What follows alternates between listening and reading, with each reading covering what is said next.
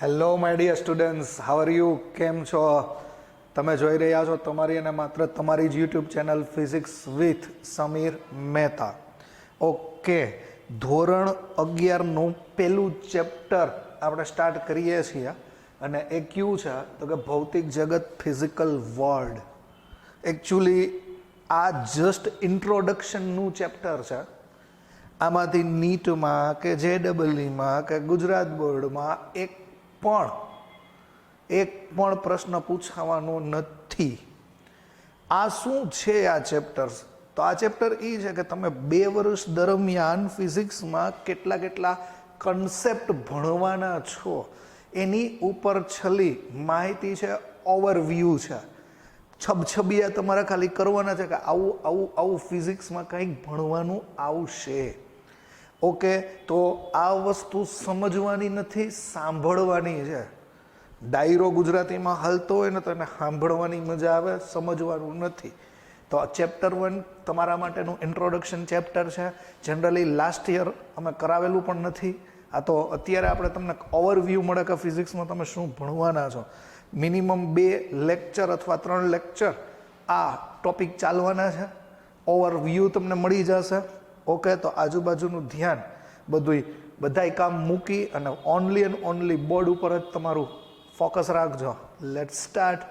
તો પહેલું ચેપ્ટર છે ભૌતિક જગત, ફિઝિકલ વર્લ્ડ. સર, આ બોર્ડ ઉપર કઈ લેંગ્વેજ લખી છે? તો એ લેંગ્વેજ છે એ ગ્રીક લેંગ્વેજ છે. આ યાદ રાખજો. આવી અદ્ભુત લેંગ્વેજ અને ફિઝિક્સમાં મોટાભાગની શોધ આને જ કરી છે. આપણા ગુજરાતીઓ તો બીજા બધા વહીવટમાંથી જ નવરા ન હોય ને, શેર બજારના આ તે. એટલે આ બધી શોધોના વૈજ્ઞાનિકોના નામ છે એ મોસ્ટ ઓફ ગ્રીક વર્ડ જ છે.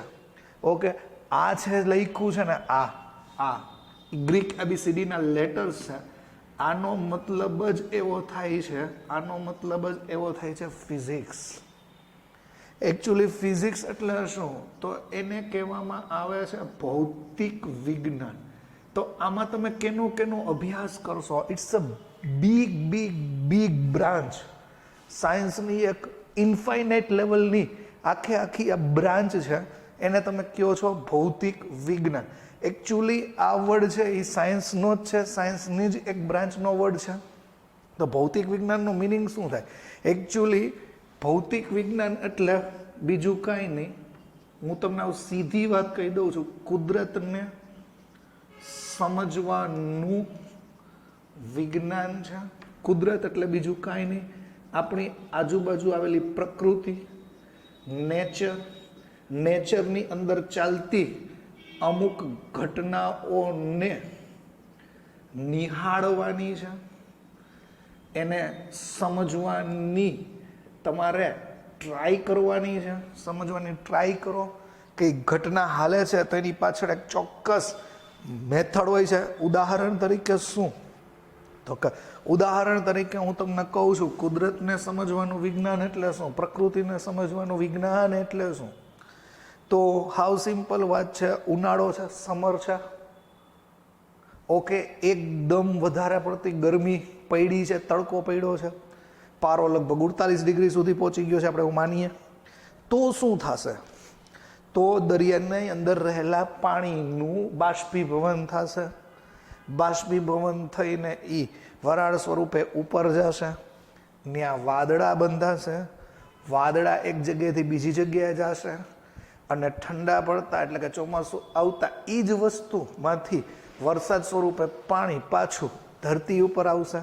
તો કે આ તમે જે વસ્તુ જોઈ, પાણી ધરતી ઉપર આવશે, એ ડેમમાં જશે, ઝરણામાં જશે, નદીમાં જશે અને છેલ્લે પાછું બધું જ એ પાણી કેન પ્રકારે દરિયાની અંદર આવશે. તો આ જે દરિયામાંથી નીકળ્યું, દરિયામાં પાછું આવ્યું, તો કે આપણે આ જે ચોક્કસ વ્યવસ્થા નેચરમાંથી ગોઈતી. ચોક્કસ વ્યવસ્થા એટલે શું? તો કે બાષ્પીભવન થયું, વાદળા બંધાણા, એક જગ્યાએથી બીજી જગ્યાએ ગયા, વરસાદ થયો અને વરસાદનું પાણી, જળચક્ર. યસ, નાના ધોરણોમાં તમે જે જળચક્ર ભણ્યા છો, બરોબર છે. બસ આ જ સમજવાનું છે. બસ આપણી આજુબાજુનું વિજ્ઞાન. આંખ ખુલ્લી રાખીને તમારી આજુબાજુ જે કાંઈ ઘટના થતી હોય એને તમે સમજો. એ સમજવાનું વિજ્ઞાન એટલે બસ ફિઝિક્સ, ભૌતિક વિજ્ઞાન. લખી જ દીધું છે. કુદરતને સમજવાનું વિજ્ઞાન, કુદરતની ગોઠવણીને સમજવાનું વિજ્ઞાન. તમને એક ઉદાહરણ પણ આપી શકું, તમે જોવો જોઈએ કુદરતની ગોઠવણી કેટલી અદ્ભુત છે. તમે જોજો જોઈએ સૂર્ય, સનની આજુબાજુ બધા ગ્રહો છે એ એની ચોક્કસ કક્ષામાં ગતિ કરે છે. એ તમને ખબર છે બુધ હોય, શુક્ર હોય, આપણી પૃથ્વી હોય, બુધ શુક્ર પૃથ્વી, યસ, પછી ધારો કે મંગળ છે, ગુરુ છે, આખું સૂર્યમંડળ છે. તો એવી જ ગોઠવણી તમને તમારા નાના ધોરણોમાં કેમિસ્ટ્રીમાં જોવા મળે. ન્યુક્લિયસ હોય, એમાં પ્રોટોન ને ન્યુટ્રોન હોય ને આજુબાજુ ઇલેક્ટ્રોન ગતિ કરતા હોય. સેમ પેટર્ન, સેમ નિયમ. જેવી રીતે બ્રહ્માંડમાં સૂર્યમંડળ, સૂર્યની આજુબાજુ ગ્રહો ફરે છે ને, એવી જ રીતે ન્યુક્લિયસની આજુબાજુ ઇલેક્ટ્રોન ફરે છે. તો આવી કોઈ ચોક્કસ વ્યવસ્થાઓ ગોતી કાઢવાની છે. જો તમે કુદરતમાંથી આવી કોઈ ચોક્કસ વ્યવસ્થાઓ ગોતી કાઢો અને જો એ પ્રમાણિત થઈ જાય સાયન્સના નિયમોથી, મેથ્સના નિયમોથી, તો યુ આર સાયન્ટિસ્ટ. તો બસ આ જ તમારે સમજવાનું છે. બીજું, આનો મિનિંગ થાય સંસ્કૃતમાં આનો મિનિંગ લેવાનો છે ભૌતિકી. ઓકે, પછી અરબી ભાષા છે, તો અરબી ભાષામાં એનો મિનિંગ થાય ઇલ્મ. ઇલ્મનો મતલબ થાય જ્ઞાન. જ્ઞાન મતલબ to know something about the nature. To know something about the nature. તો આને તમે કહો છો ફિઝિક્સ, ભૌતિક વિજ્ઞાન. કુદરતને સમજવાનું વિજ્ઞાન, કુદરતની અંદર બનતી ઘટનાઓને ગોઠવવાનું વિજ્ઞાન. યાદ કરો, બહુ જૂનું એક્ઝામ્પલ છે, એકદમ જૂનું એક્ઝામ્પલ છે, આખા ગામને ખબર હોય. ન્યૂટન ઓલા સફરજનના ઝાડ ઉપર બેઠો હતો, ઉપરથી સફરજન પડ્યું, ગુરુત્વાકર્ષણની શોધ કરી. એકચ્યુઅલી વિચારો, એ ગુરુત્વાકર્ષણનો નિયમ છે એ સાર્વત્રિક છે. એને એ નિયમ સૂર્યમંડળમાં, બ્રહ્માંડમાં લગાડેલો છે કે જે બળને લીધે સફરજન ઉપરથી નીચે આવે છે. સમજજો, સાંભળજો, મારી સાથે રહેજો. જે બળને લીધે સફરજન ઉપરથી નીચે આવે છે એ જ બળને લીધે પૃથ્વી સૂર્યની આજુબાજુ, ચંદ્ર પૃથ્વીની આજુબાજુ ભ્રમણ કરતો હોવો જોઈએ. તો આવી ચોક્કસ વ્યવસ્થાઓ ગોતી કાઢી અને ગુરુત્વાકર્ષણનો એને નિયમ આપ્યો. તો આવું આપણું ભૌતિક વિજ્ઞાન છે, ફિઝિક્સ છે. ફિઝિક્સમાં so many branch are available. So many branch મતલબ તમને ગ્રહોનો અભ્યાસ કરવો હોય, ગ્રહો વિશે છે, તારાઓ વિશે, તો એસ્ટ્રોફિઝિક્સ નામની આખી ભૌતિક વિજ્ઞાનની એક બ્રાન્ચ છે. ધારો કે તમને ટેકનોલોજીમાં રસ હોય, સ્પેસ શટલમાં રસ હોય, કૃત્રિમ ઉપગ્રહમાં રસ હોય, ઈસરોની અંદર, નાસાની અંદર રસ હોય, તો એના માટે સ્પેસ ટેકનોલોજી આખી ફિઝિક્સની અલગ બ્રાન્ચ છે. રિમોટ સેન્સિંગ આખી અલગ એક બ્રાન્ચ છે.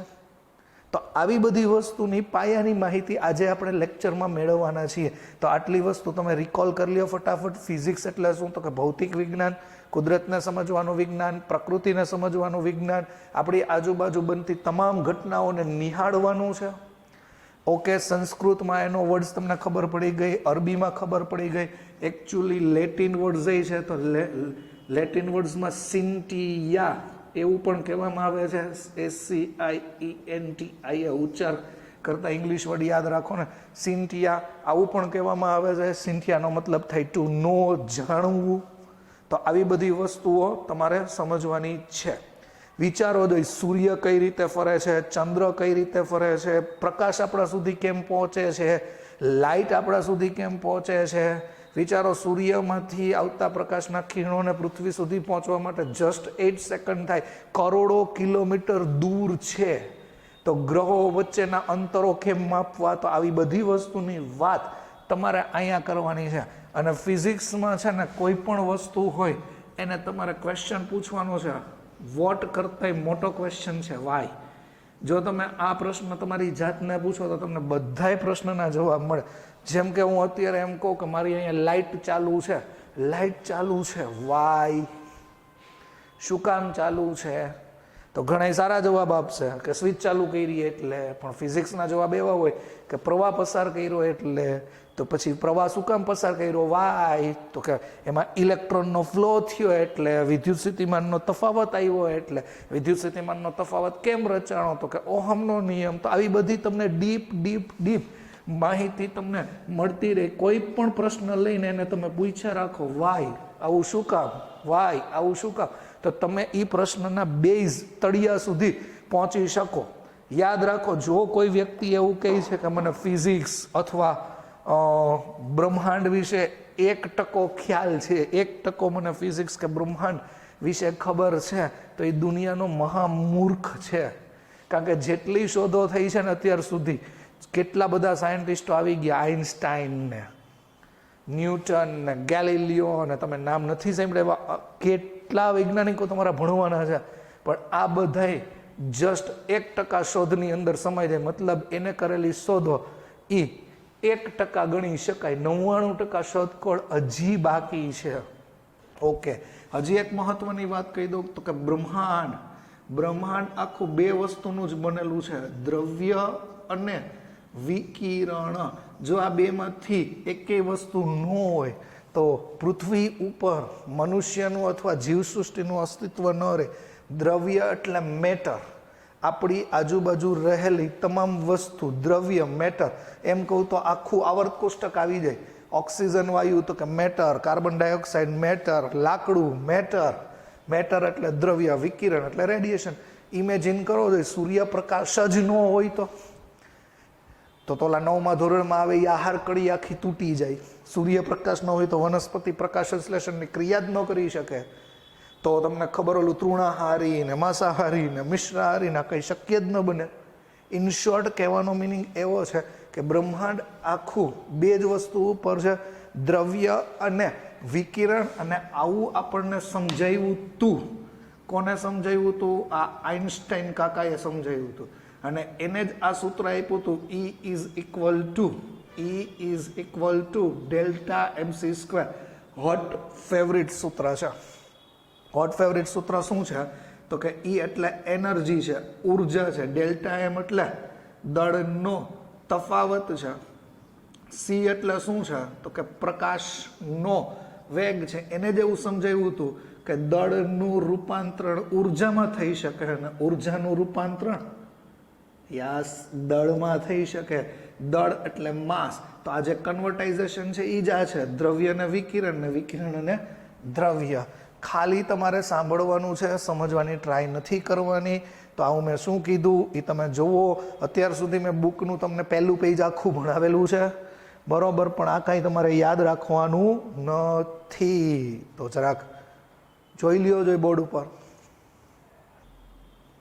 ઓકે, તો નેક્સ્ટ ટોપિક ઉપર જઈએ ફ્રેન્ડ્સ. નેક્સ્ટ ટોપિક શું છે?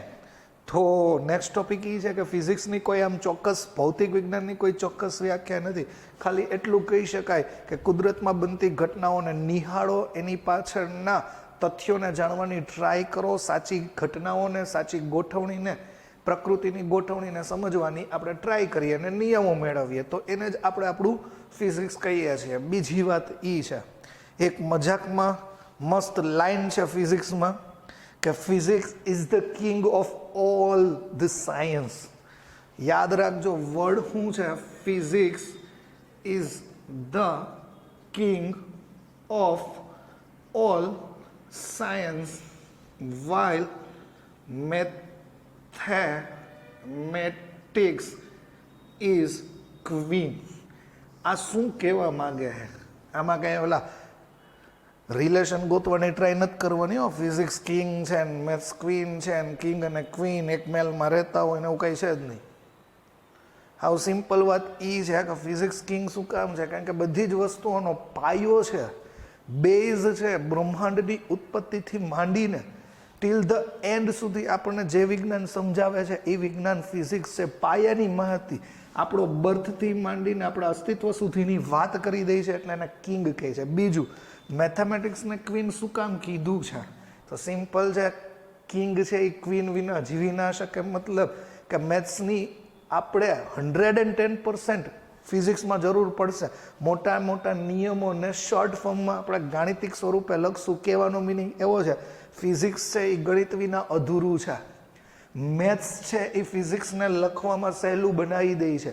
મોટો નિયમ કોઈ 5 લીટીનો તમે લખ્યો હોય તો એનું એકમાત્ર સૂત્ર હોય, એનો હાર્દ પણ એ જ નીકળતો હોય.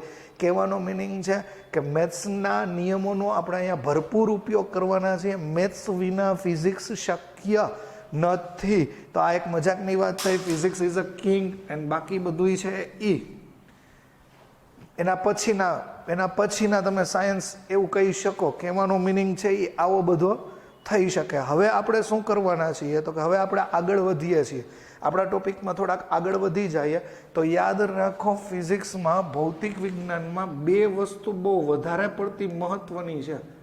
ભૌતિક વિજ્ઞાન છે ને એ આખું ફિઝિક્સ છે ને 2 સિદ્ધાંતો ઉપર હાલે છે. એક સિદ્ધાંત છે ને એને કહેવામાં આવે છે એકીકરણનો સિદ્ધાંત, અને બીજો સિદ્ધાંત છે ને એને કહેવામાં આવે છે ન્યૂનીકરણનો સિદ્ધાંત. આના કરતાં ઇંગ્લિશ વર્ડ વધારે તમને સ્પેસિફાઈ થશે. યુનિફિકેશન બોલાય અને આને બોલાય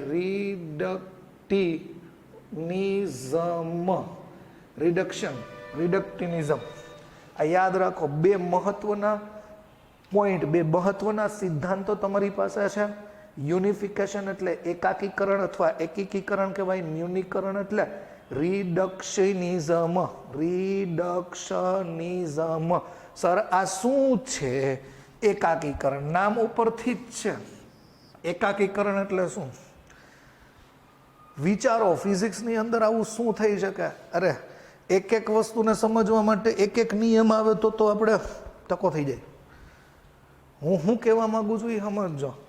તો મારે એકાકીકરણ તમને સમજાવવું છે. તો એકાકીકરણ એટલે શું? તો કે એક જ નિયમ ઉપર ઝાઝી બધી વસ્તુઓ કામ કરતી હોય. એક જ નિયમ ઉપર ઝાઝી બધી વસ્તુઓ કામ કરતી હોય તો એને તમે યુનિફિકેશન અથવા એકાકીકરણ એવું કહી શકો. એટલે શું?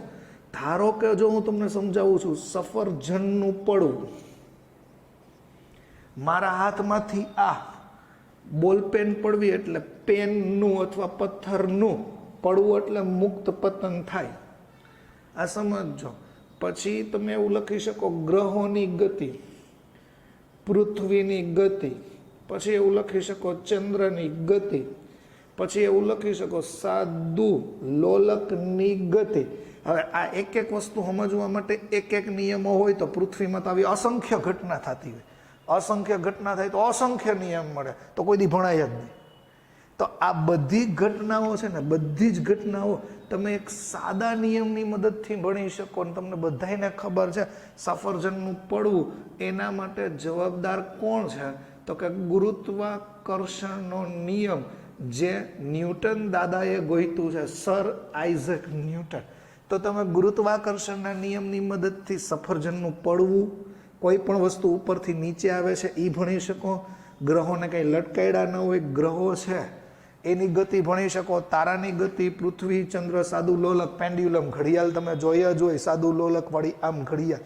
તો આ બધા જ સિદ્ધાંતો, મતલબ આ બધી જ ઘટનાઓ પાછળ જવાબદાર એક જ નિયમ છે, જેને કહેવાય ગુરુત્વાકર્ષણનો નિયમ. તો આને કહેવાય એકાકીકરણ. હજી આવું તમને હું ઘણા બધા ઉદાહરણ આપી શકું એમ છું. હમણાં ન્યૂનીકરણ નહીં જોઈએ. ધારો કે તમારે ભણવું છે, 10મા ધોરણની વાત કરીએ, ઇલેક્ટ્રો સ્ટેટિસ્ટિક્સ, પછી હું એમ કહું ઇલેક્ટ્રો ડાયનેમિક્સ એવું કહું, પછી હું તમને કહું ઇલેક્ટ્રો પહેલાં આ લખીએ મેગ્નેટિઝમ, પછી આ બેને જોઈન કરીને આપણે લખીએ ઇલેક્ટ્રો મેગ્નેટિઝમ, પછી હું લખું ઇલેક્ટ્રો મેગ્નેટિક વેવ, જેને શોર્ટમાં EM વેવ કહેવાય. તો આ બધાય નિયમો, ઇલેક્ટ્રો એટલે ઇલેક્ટ્રોનને લગતું. સમજો. સ્ટેટિક એટલે સ્થિર રહેલી વસ્તુ કરવાનું છે. ગણિત એવું નથી કરવાનું. સ્ટેટિકનો મતલબ સ્થિર રહેલી વસ્તુ છે. ડાયનેમિક્સનો મતલબ ગતિશીલ છે, ગતિ કરતું હોય એવું ગતિશીલ. ડાયનેમિક પર્સનાલિટી મતલબ ગતિશીલ વાળી પર્સનાલિટી. મેગ્નેટિઝમ એટલે ચુંબકને લગતું. આ બેના નિયમોને ભેગા કરો એટલે એક બ્રાન્ચ બની ગઈ ઇલેક્ટ્રોમેગ્નેટિઝમ. બરોબર છે. પછી ઇલેક્ટ્રોમેગ્નેટિક વેવ્સ, આ છે તો તમે મોબાઈલમાં તમારા કોઈની સાથે તમે વાત કરી શકો છો, વોટ્સઅપમાં હાઈ લખીને મોકલી શકો છો, જોવો ફેસિલિટી. તો આ બધી જ ઘટનાઓ છે એ મેક્સવેલ નામના વૈજ્ઞાનિકે સમજાવેલી છે. અને આ બધી જ ઘટનાઓ તમારે સમજવી હોય તો મેક્સવેલ વૈજ્ઞાનિકના તમારે ખાલી 4 ઇક્વેશન સમજવા પડે. ધોરણ 12માં આવે છે. ખાલી તમારી જાણકારી માટે આ બધું કહું છું, ખાલી સાંભળો. સ્ટેટિક્સનો મિનિંગ સ્થિર હોય એવું, ડાયનેમિક્સનો મતલબ ગતિશીલ. તો આવડી મોટી ઘટનાઓ સમજવા માટે તમારે ફરજિયાત મેક્સવેલના એક નિયમ તમે ભણી લ્યો તો તમને આ બધી જ ઘટનાઓ વિશે તમને માહિતી મળી શકે છે. ઓકે, યુનિફિકેશન, એકાકીકરણનો મિનિંગ શું છે? તો સિમ્પલ એક વાત કહું, મેની ફિનોમિના, ઝાઝી ફિનોમિના, મતલબ ઝાઝા કન્સેપ્ટ સમજો માત્ર એક નિયમની મદદથી. ઝાઝા કન્સેપ્ટ સમજો માત્ર એક નિયમની મદદથી. તો એનો મતલબ એવો થાય, many phenomena explain by just one law yeah just one principle. થોડુંક ઇંગ્લિશ એટલે લખીએ છીએ કે તમારે ઇંગ્લિશ રેફરન્સ બુક સોલ્વ કરવામાં વાંધો ના આવે. મેની ફિનોમિના એટલે ઝાઝી બધી ઘટનાઓને એક જ નિયમની મદદથી સમજાવી શકાય. ને થર્ડ ક્લાસ ઉદાહરણ મેં રેડી જ રાખ્યું હોય. અદ્ભુત ઘટના છે મિત્રો, સમજો. એકાકીકરણ કોને કહેવાય? જે નિયમની મદદથી તમારા ઘરમાં એસી હાલતું હોય અથવા જે નિયમ એસીમાં કામ કરતો હોય એ જ નિયમ ફ્રીજમાં કામ કરતો હોય. ઘરમાં રહેલી બે જ સાદી ઘટનાઓનો મેં તમને એક્ઝામ્પલ આપ્યા. જે નિયમની મદદથી એસી વર્ક કરે છે એ જ નિયમની મદદથી ફ્રીજ વર્ક કરે છે. એસી તો કે રૂમને ઠંડુ રાખે, ફ્રીજ એની અંદરના મીડિયમને ઠંડુ રાખે, એસીની પાછળ એનું આઉટર હોય, ફેન ફરતો હોય, ગરમ હવા બહાર કાઢે. તો ફ્રીજની પાછળ પણ એક જાળી જેવી રચના હોય. યાદ કરો, જુઓ, જે નિયમની મદદથી એસી વર્કઆઉટ કરે છે એ જ નિયમની મદદથી મિત્રો ફ્રીજ વર્કઆઉટ કરે છે. મતલબ યુનિફિકેશનની આ જોરદાર ઘટના છે. તમે વિચારો, જુદી જુદી કંપનીના કેટલા બધા સ્કૂટર્સ અવેલેબલ છે. એક્ટિવા છે ને, એક્સેસ છે ને, એવિએટર છે ને, કેટલા બધા સ્કૂટર અવેલેબલ છે. પણ બધામાં એક જ મેથડ હોય કે નહીં? કંપનીના નામ જુદા જુદા હોય, બાકી એન્જિનની સંરચના ઓલમોસ્ટ સરખી હોય. બધામાં એક જ સિસ્ટમ હોય. એક સાઈડ લીવર હોય છે, એક સાઈડ બ્રેક હોય છે.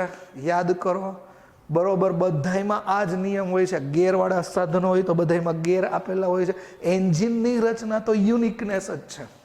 તો આ જે છે ને એને તમે એકાકીકરણ એવું કહી શકો. હોપ કે તમને આ વસ્તુ થોડી ઘણી મગજમાં ઉતરી હશે. સમજવાનું તો નથી, પણ છતાં હું તમને બધું કહું છું કે ફિઝિક્સમાં આવી બધી ઘટનાઓ, મતલબ જુદી જુદી ઘટનાઓ માટે એક જ નિયમ હોય. જુદી જુદી ઘટનાઓને તારવવા માટે એક જ નિયમ હોય. તો આને તમે યુનિફિકેશન કહી શકો, એકાકીકરણ કહી શકો. કહેવાનો મિનિંગ એવો છે કે મેની ફિનોમિના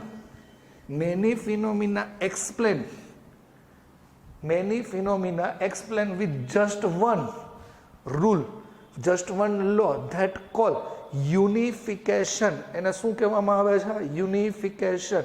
બીજી વાત છે ને એને કહેવામાં આવે છે ન્યૂનીકરણ, રિડક્શનિઝમ. આ લખી રાખજો ક્યાંક. રિડક્શનિઝમ એ શું છે? તો કે એ જ આખું તમારું ફિઝિક્સ છે. એ જ મેઇન ઘટના છે રિડક્શનિઝમ. એ શું છે? તો કે રિડક્શનિઝમ બીજું કાંઈ નથી, મોટી મોટી ઘટનાઓને તમારે તોડીને સમજવાની છે. મોટી મોટી ઘટનાઓને તોડીને સમજવાની છે. એટલે તો મેં તમને હમણાં અગાઉ ઉદાહરણ ના આપ્યું, વરસાદ કેમ આવે છે? તો કે વરસાદ આવવું એક બહુ મોટી ઘટના છે, તો એને તોડીને સમજો. ખૂબ જ ગરમી પડે છે તો જ પાણીનું બાષ્પીભવન થાય. એટલે તમે બાષ્પીભવન વિશે સમજો. બાષ્પીભવન થાય એટલે વરાળ હલકી થાય, વજનમાં ઉપર જાય છે. યસ, એ સમજો. પછી એના વાદળા કઈ રીતે બંધાય છે એ સમજો. પછી વાદળા એક જગ્યાએથી બીજી જગ્યાએ શું કામ જાય છે? તો કે દબાણના તફાવતને લીધે જાય છે. એ સમજો. પછી વરસે છે શું કામ? તો કે અસહ્ય ગરમી થાય છે. હ્યુમિડિટીનો ડિફરન્સ એટલે એટલું ગરમી ફીલ થાય પછી જ વરસાદ આવે છે. તો એક મોટા પ્રોબ્લેમને તમે નાના નાના નાના પાર્ટમાં સમજો, એક big problem. Okay okay okay એક બીજું ઉદાહરણ આપું. 10મા ધોરણમાં તમે જનરેટર ભણી ગયા છો, રાઈટ? હા પાડો ને ઘરે બેઠા બેઠા બધા. હા, જનરેટર ભણી ગયા છો તો જનરેટર કેવડી મોટી ઘટના છે. પણ જનરેટર ભણવા માટે તમે યાદ કરો, તમે રૂલ્સ અપ્લાય કર્યા હતા. રૂલ્સ, અંગૂઠાની દિશામાં કાંઈક હોય, આંગળીની દિશામાં કાંઈક હોય, પછી આ આંગળીની દિશામાં બળ લાગે, એ તો બધું હું તમને ભણાવીશ. અત્યારે કોઈ રૂલ્સ કહેતો નથી. તો તમે વિચારો જોઈએ, તમારે એ જનરેટર ભણવું હતું તો તમે એમાં લૂપ વિશે લીધું. લૂપ સમજ્યા? લૂપ, ઓલું ચોરસ, યસ. પછી બ્રશ હતા, ઓલા દાંતે ઘસવાના નહીં, બ્રશ. સ્લીપિંગ રિંગ હતી, યાદ કરો. આર્મેચર હતું, 2 ચુંબક હતા. તો આ બધા વિશે તમે નાના નાના નાના પ્રોબ્લેમ છે એ સમજો તો જ તમને આ ન્યૂનીકરણ વિશે માહિતી મળે. તમે વિચારો, ટીવી ચાલુ થયું શું કામ? ધારો કે ટીવીની અંદર તેનો લેટેસ્ટ રામાયણ જોવો છો, મહાભારત જોવો છો. આવું જોતા ન હોય પણ આ તો ખાલી કહું. ઓકે, તો આ પ્રોગ્રામ વિચારો જોઈએ. આપણને બહુ સરળ ઘટના લાગે. એકચ્યુઅલી ટીવીની અંદરનું મિકેનિઝમ વર્ક કરતું હોય. લાઇટ હોવી જરૂરી છે. બીજું સિગ્નલ આવવા જરૂરી છે. ડીશ એન્ટીના હોવી જરૂરી છે. આ બધા નાના નાના પ્રોબ્લેમ્સને ભેગા કરો ત્યારે એક મોટી ઘટના જનરેટ થતી હોય. ધારો કે મારે એક દાખલો ગણવો છે કે એક જીપ છે એ આવે છે ને બીજી જીપ આરે ભટકાઈ છે. બીજી જીપ આરે ભટકાઈ છે તો બીજી જીપ કેટલી એમ આગી ગઈ. તો એ લાવ, કેટલા પ્રશ્નો વિચારવા પડે. પેલી જીપ કેટલાના વેગથી આવતી હતી, એનું વજન કેટલું છે, બીજી જીપ કેટલાના વેગથી હતી કે સ્થિર હતી, આ સમજાય છે? કેટલાના વેગથી ભટકાણી, બળ કેટલું લાગ્યું, બળ લાગ્યા પછી બીજી જીપ કેટલી આગી ગઈ. તો આવી નાની નાની વસ્તુઓનો સમૂહ કરીને જ્યારે હું એક મોટો દાખલો ગણું અથવા મોટી વસ્તુ ડિરાઈવ કરું તો એને કહેવામાં આવે ન્યૂનીકરણ. એને શું કહેવામાં આવે છે? ન્યૂનીકરણ. યસ, આ જ બધી ટેકનોલોજી છે. આ જ ટેકનોલોજી આગળ તમારે જનરેટ થવાની છે. આમાંથી જ તમે કેટલું બધું ભણવાના છો. જેમ કે નેનો ટેકનોલોજી તમે 10થમાં ભણી ગયા છો. અત્યારે કોઈ પણ વસ્તુ છે એ મિનિમાઇઝ થાય છે. કોઈ વસ્તુ છે એ મોટા સ્વરૂપમાં નથી આવતી. ટીવી, ડબ્બા ટીવી નથી આવતા, સ્મોલ ટીવી આવે છે. પહેલાં કેસેટ આવતી, યાદ કરો. કેસેટની અંદર શું હતું? સૌથી પહેલાં તો તાવડી હોય. તાવડી આમ વાગે, ઓલી બાબા સહેગલના ટાઈમની જૂના ગીત. તેમાં એક તાવડીમાં 8 ગીત આવતા. તાવડી એટલે ઓલી નહીં, એને આખી ડિસ્ક કહેવાય. બીજું કેસેટ આવતી 60 મિનિટની, એટલે એ સાઈડ 4 સોંગ વાગે, બી સાઈડ 4 સોંગ વાગે, બરોબર 1 કલાક વાગે. પછી 1.5 કલાકનું આવ્યું. એનો ભાવ ત્યારે 150 રૂપિયા, 200 રૂપિયા, 90 રૂપિયા એવો હતો. હવે અત્યારે તમે વિચારો છો, અત્યારે શું? અત્યારે આપણી પાસે પેન ડ્રાઈવની વ્યવસ્થા છે, લેપટોપ વ્યવસ્થા છે, મેમરી કાર્ડ અવેલેબલ છે. એક્સ્ટ્રા હોય ને, ઘરે આવો ત્યારે કંઈક જુદું મેમરી કાર્ડ હોય, ખિસ્સામાં કંઈક જુદું મેમરી કાર્ડ હોય. તો આ મેમરી કાર્ડ છે. તો મેમરી કાર્ડની અંદર તમે જોવો જોઈએ કેટલું બધું સ્ટોરેજ કરી શકો છો. આ ટેકનોલોજી છે. આ કહેવાનો મતલબ સ્ટેપ બાય સ્ટેપ ફિઝિક્સની અંદર થતી પ્રગતિઓ છે, ટેકનોલોજીની અંદર થતી પ્રગતિઓ છે. જોકે આની વચ્ચે તો ઇન્ફાઇનાઇટ વાતો કરી શકાય, પણ સિમ્પલ યુનિફિકેશન, જાજી બધી ઘટનાઓ એક જ નિયમની મદદથી સમજાવી શકાય, એને કહેવાય એકાકીકરણ, ન્યૂનીકરણ. મોટા પ્રોબ્લેમને નાના નાના વિભાગોમાં સોલ્વ કરવાની પ્રક્રિયા. મોટા વિભાગોને નાનામાં સોલ્વ કરવાની પ્રક્રિયા બાયોલોજીમાં લાગુ પડે મિત્રો. યસ, આપણે આખું શરીરની વાત કરતા હોય તો તમને ઓલું શીખડાવતા હોય, કોષ, પાયો આવ્યો ને, કોષ ભેગા થાય તો કોષ સમૂહ બને, પછી પેશી બને, પેશી તંત્ર બને, અંગ બને, અંગતંત્ર બને. તો આમ મોટી વસ્તુ સમજવા માટે નાની વસ્તુઓને તમારે પહેલાં અન્ડરસ્ટેન્ડિંગ કરવું પડે. આને કહેવામાં આવે એકાકીકરણ અને ન્યૂનીકરણ. તો ફિઝિક્સના આ 2 મોટા કન્સેપ્ટ તમારે આખું જ્યાં સુધી તમે પૂરું ના કરો ત્યાં સુધી તમારે આ જ સમજવાના છે. એકાકીકરણ અને ન્યૂનીકરણ છે એ કોઈ દિવસ પૂરી ના થાય એવી પ્રોસેસ છે. ઘણા બધા પ્રિન્સિપલ હું તમને આની અંદર કહેવાનો છું.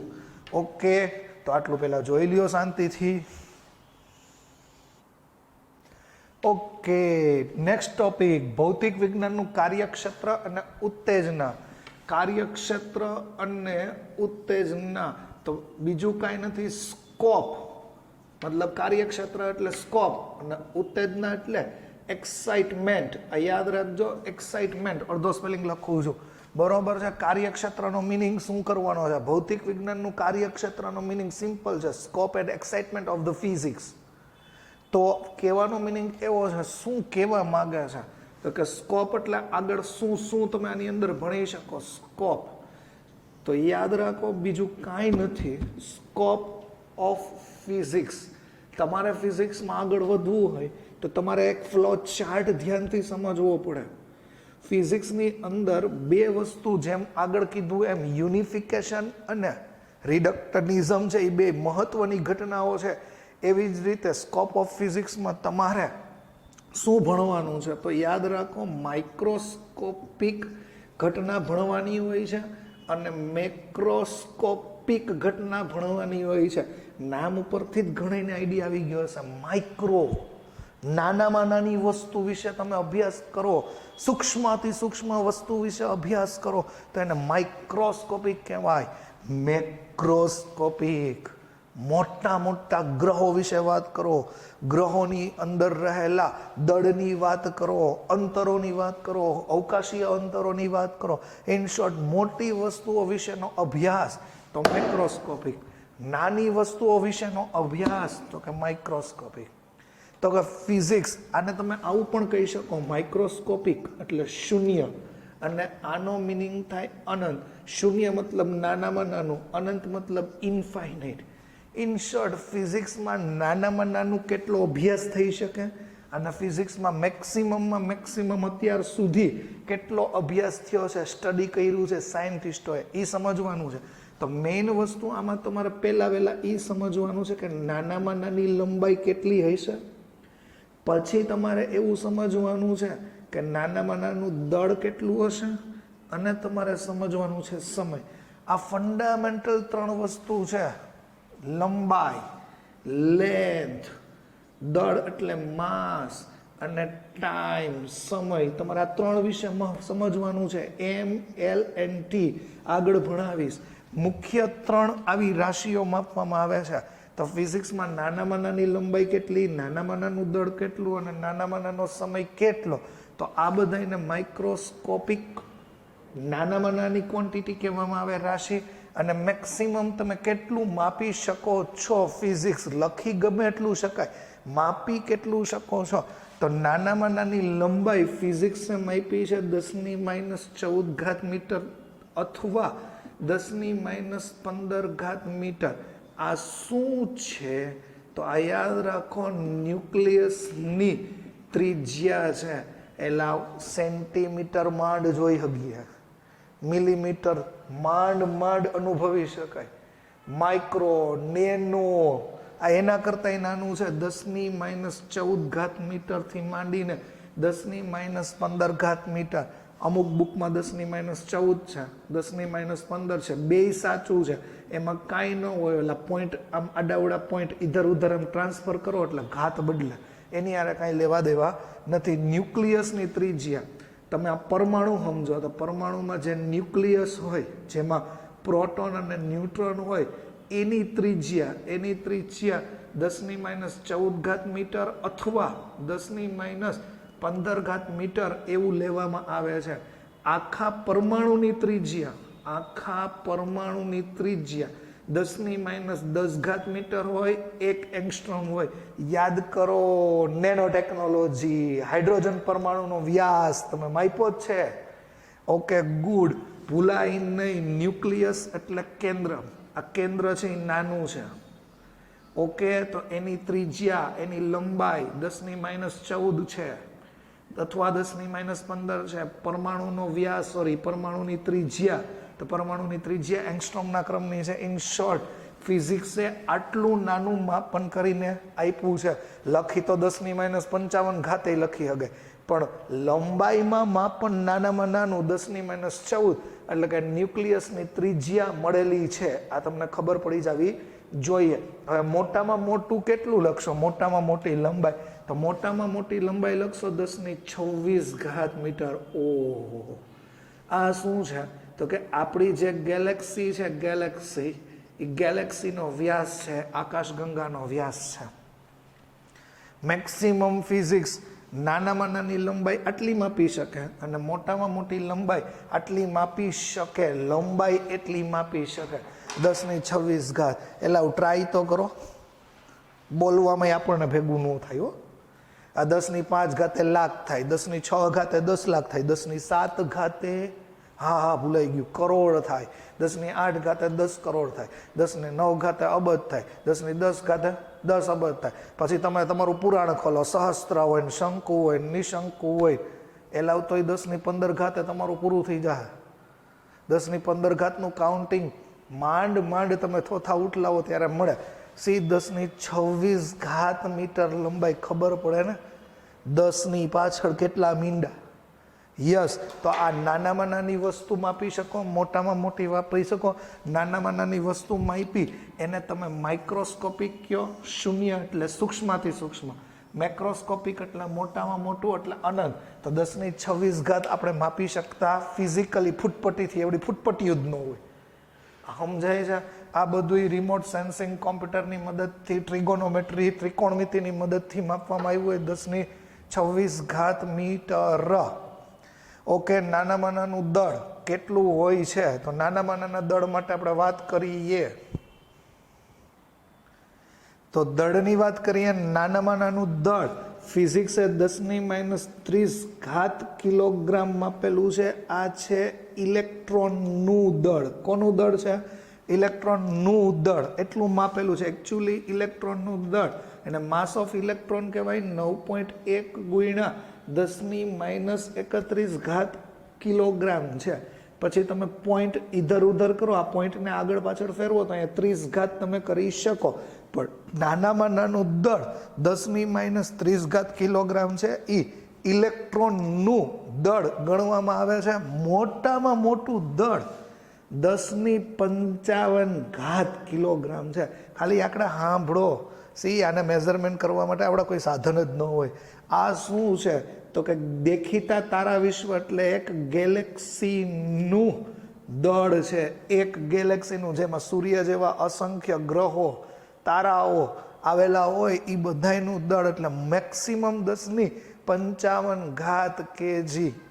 આટલું મોટામાં મોટું દળ તમે માપી શકો છો. નાનામાં નાનું દળ 10⁻30 કિલોગ્રામ ઇલેક્ટ્રોનનું દળ છે. ને ગેલેક્સી સમય છે, તમે નાનામાં નાનો સમય માપી શકો 10⁻22 સેકન્ડ. નાનામાં નાનો સમય. સેકન્ડ કરતાંય નાનો એકમ મિલી સેકન્ડ, નેનો સેકન્ડ. નેનો એટલે 10⁻9. તો આ તો એના કરતાંય નીચે જાઓ છો, 10⁻22 સેકન્ડ. અને મોટામાં મોટો સમય તમે માપી શકો છો 10⁻18 સેકન્ડ. આને મિનિટમાં ફેરવો, કલાકમાં ફેરવો, દિવસોમાં ફેરવો, એવું પણ થઈ શકે. પણ આ સમયનો આંકડો તમારે ડાયરેક્ટ યાદ ન રાખવો હોય ને, સમયના માપક્રમ, તો એના માટેની એક ટ્રીક છે. જો સમજો, કાંઈ નથી કરવું, તમારે કાંઈ જ નથી કરવાનું. લંબાઈ છે ને, લંબાઈનો માપક્રમ સમજજો.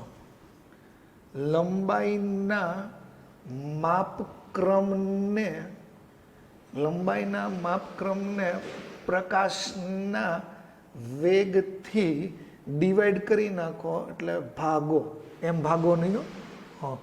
લંબાઈનો માપક્રમ કેટલો છે? 10⁻14 મીટરથી માંડીને 10⁻26 મીટર છે. આ મીટર છે. ઓકે, મેં એને કીધું છે પ્રકાશના વેગથી ભાગો. તો પ્રકાશનો વેગ 10મા ધોરણમાં ખબર જ હોય, 3 × 10⁸ મીટર પર સેકન્ડ પ્રકાશનો વેગ. આંકડાની જરૂર અત્યારે નથી, ખાલી આ લખો 10⁸ મીટર પ્રતિ સેકન્ડ. એ વેગનો એકમ છે. અહીંયા એ જ લખીએ 10⁸ મીટર પ્રતિ સેકન્ડ. મીટર નીકળી ગયું છે. આને તમે ઉપર લઈ જાઓ એટલે 10⁻14 અને -8 એટલે 10⁻22 સેકન્ડ થાય. આને ઉપર લઈ જાઓ એટલે 26માંથી 8 જાય એટલે 18 સેકન્ડ થાય. તો નાનામાં નાનો સમય મેં હમણાં અહીંયા એ જ લખ્યો તો 10⁻22 સેકન્ડથી માંડીને 10⁸ સેકન્ડ. આટલું ફિઝિક્સે માપી શક્યું છે. તો ફરી પાછું એક વખત ફટાફટ લંબાઈનો માપક્રમ 10⁻14 જ યાદ રાખશું.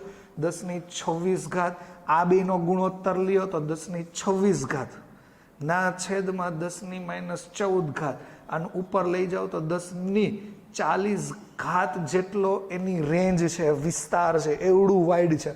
આ જસ્ટ ફોર ઇન્ફોર્મેશન છે, કાંઈ યાદ નથી રાખવું, ખાલી આ આંકડા યાદ રાખજો, બરોબર છે, બીજું કંઈ કામ નથી. નાનામાં નાનું દળ ઇલેક્ટ્રોનનું છે, સેકન્ડ છે, આ મોટામાં મોટું દળ ગેલેક્સીનું છે, અને આ 10⁻18 સેકન્ડ આપણે મેક્સિમમ આટલું કરી શકીએ છીએ. ઓકે, આજે બહુ વધારે પડતું તમને કહેતા નથી, સ્કોપ ઓફ ફિઝિક્સ હજી પૈતું નથી, હજી તો તમે ખાલી એમાં માઇક્રો ને મેક્રો ભણ્યા. માઇક્રો એટલે નાના નાના વસ્તુઓની વાત છે, નાની નાની વસ્તુઓ એટલે અણુ કરતાંય નાનું પરમાણુ છે, પરમાણુ કરતાંય નાના ઇલેક્ટ્રોન, પ્રોટોન અને ન્યુટ્રોન છે, પ્રોટોન ન્યુટ્રોન કરતાંય નાના ક્વાર્ક્સ નામના કણ છે. આનો કોઈ એન્ડ જ નથી. સૂક્ષ્મ ઘટનાઓ સમજો છો એને માઇક્રોસ્કોપિક કહો છો, અને મોટી મોટી ઘટનાઓ ગ્રહો વિશે ભણો છો એને મેક્રોસ્કોપિક કહો છો. ઓકે, તો આજે ફ્રેન્ડ્સ આપણે અહીંયા જ અટકીએ છીએ, આપણો લેક્ચર અહીંયા આજે પૂરો કરીએ છીએ. તો શાંતિથી તમે તમારી ટેક્સ્ટ બુકના પેજીસ વાંચશો, ખાલી વાંચવાનું છે, સમજવાનું કાંઈ નથી, આ ચેપ્ટરમાંથી કંઈ પૂછાવાનું નથી. તો till then good bye, thank you very much. અને હા, વિડીયો લાઈક કરવાનું, શેર કરવાનું અને સબસ્ક્રાઈબ કરવાનું ભૂલતા નહીં. તમારા મિત્ર વર્તુળમાં બીજી જગ્યાએ કોચિંગ ક્લાસમાં જતા હોય તો એને પણ આ વિડીયો શેર કરશો. Thank you very much. Stay tune with us.